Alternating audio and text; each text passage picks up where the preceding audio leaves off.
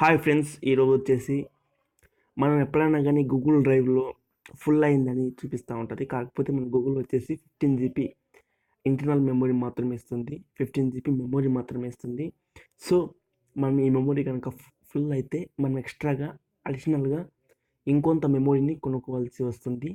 So ఈ నేపథ్యంలో మనం ఏం చేస్తున్నామంటే మన యొక్క 15 GB మెమొరీని ఎలా మనం యూజ్ చేసుకోవాలి, కొన్నిసార్లు మనం సమ్ ఫైల్స్ని యూజ్ చేయకుండా కొన్నిసార్లు ఏమవుతుందంటే ఫుల్ అవుతుంటుంది. సో దీనికి వచ్చేసి మెయిన్ 2 కారణాలు ఉన్నాయి. ఒకటి వచ్చేసి గూగుల్ ప్రోడక్ట్స్ అయిన గూగుల్ ఇమేజెస్ ఒకటి, నెక్స్ట్ మరొకటి వచ్చేసి మన జీమెయిల్. సో మన గూగుల్ డ్రైవ్లో మనం ఏమైనా ఫైల్స్ స్టోర్ చేసుకుంటే కనుక ఇదేమంటే కొన్ని డిలీట్ చేసినా అవి డిలీట్ అయిపోయిండు.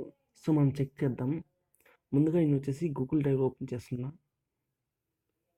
ఓపెన్ చేసా. మనం చూస్తే కనుక ఇక్కడ 3 డాట్స్ దగ్గర క్లిక్ ఇస్తే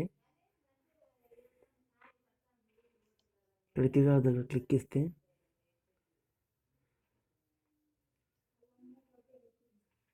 ఇక్కడ 3 డాట్స్ దగ్గర క్లిక్ ఇస్తాను.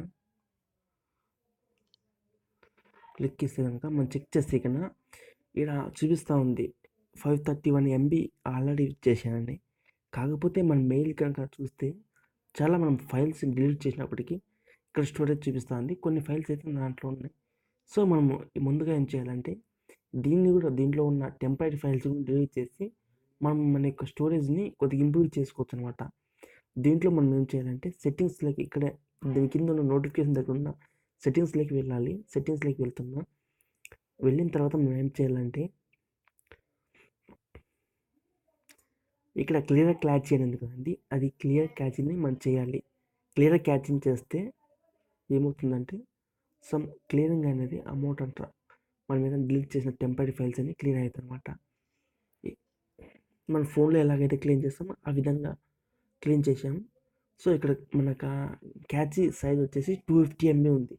అంటే మనలో ఉన్న ఫైల్స్ ఇంతవరకు డిలీట్ చేయకుండా ఎక్కడైతే స్టోర్ అయిపోయింటాయి క్యాచ్లో స్టోర్ అయ్యింటాయి అన్నమాట. ఓపెన్ అయ్యేటివి కానీ సంథింగ్ వేయటివన్నీ. సో మనం అయిపోయిన తర్వాత సెట్టింగ్స్ నుంచి బ్యాక్ వచ్చేసి ఇక్కడ బిన్ దగ్గర క్లిక్ ఇవ్వాలి. బిన్ దగ్గర క్లిక్ ఇస్తే ఇలా కొన్ని మనం అన్వాంటెడ్గా డిలీట్ అయిన ఫైల్స్ అని ఇక్కడ చూపిస్తూ ఉంటుంది. మనం ఇక్కడ ఏం చేయాలంటే దీన్ని డిలీట్ చేసేయాలి. ఇక్కడ డిలీట్ ఫర్ ఎవర్ కొడుతున్నా. డిలీట్ ఫర్ ఎవర్ కొడితే ఏమవుతుందంటే మన క్లాస్లో చెత్తలో ఉండేవన్నీ డిలీట్ అయిపోతాయి అన్నమాట. మన మీద కానీ కొన్ని స్టోరేజ్ అంతా కొద్దిగా మనం క్లీన్ చేసినట్లే అవుతుంది. సో ఈ విధంగా అయితే ప్రజెంట్ అయితే మనం